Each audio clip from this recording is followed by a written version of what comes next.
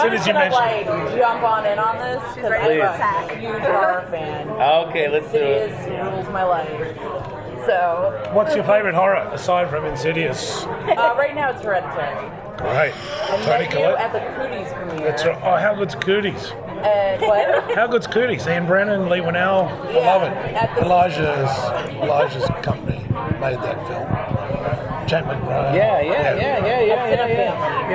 And I was like, oh my god. But anyways, so what is it like going from like Insidious to Nightflyers? Because I know Nightflyers is horror. Yeah. It has horror themes, but was it a big jump?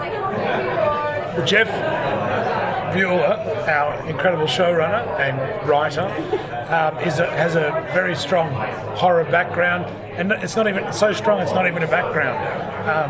It's a foreground. It's a foreground, and his peripheral, everything he does, it starts from horror.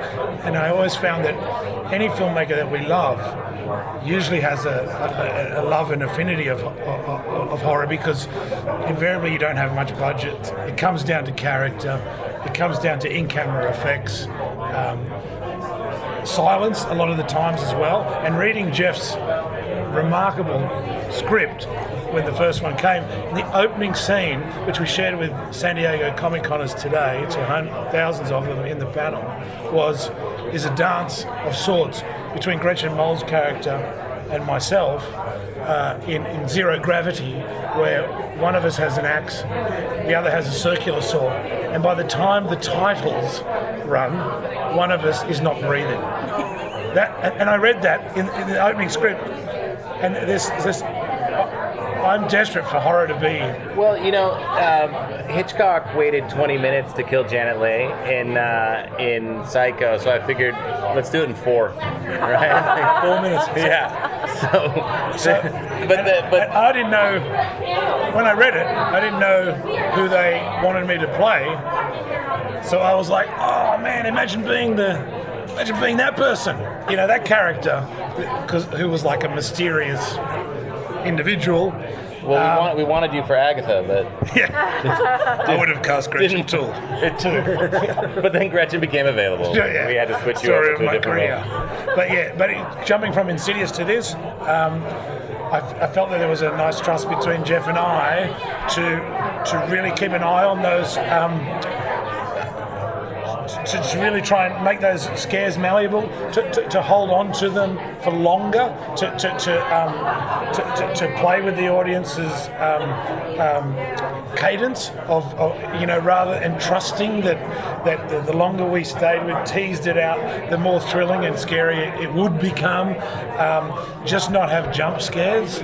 Which and I love jump scares, but just not just jump scare after jump scare, and really want to earn those things. So as far as horror on Netflix and sci-fi go, I think this is going out to over 200 countries.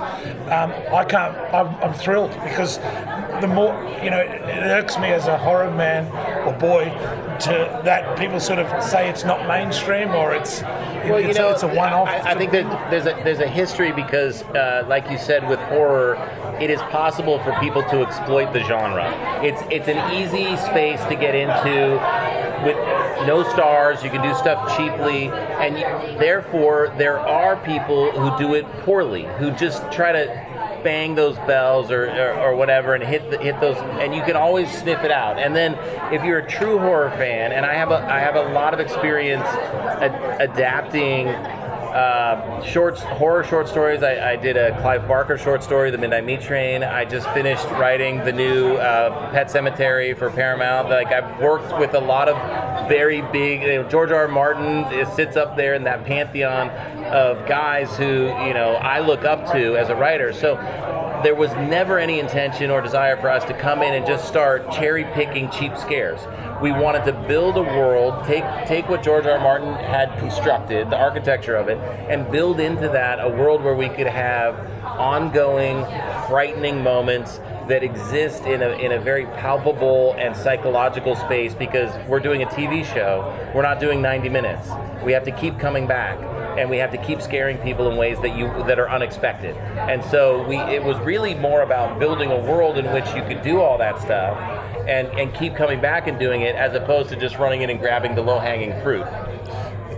There's so many, such diverse tapestry of characters and cast in this. Everything challenged my cynicism about it from the outset. Oh yeah, scary TV show. Wait, what? When they cast Israeli actress, Jamaican actress, Irish actor, American actors, British actors, Turkish actors, all these. We let an Australian in. And my worry was that they wanted me to be like, Struth, there's a bloody alien. And I was like, what about South African? Can I do South African accent? He's like, no. No. I'm like, American?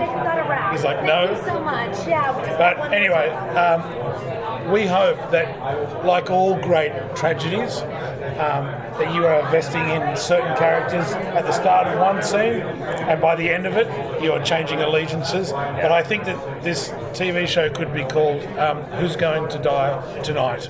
That's how many people get killed in 10 hours of television. Yes, we try to deliver. Can I get a quick picture of you two? Sure. Thank you so Thanks, much, mate. guys. Bye. Thank you. Thank you, guys. Thanks so much for your support. Thank you.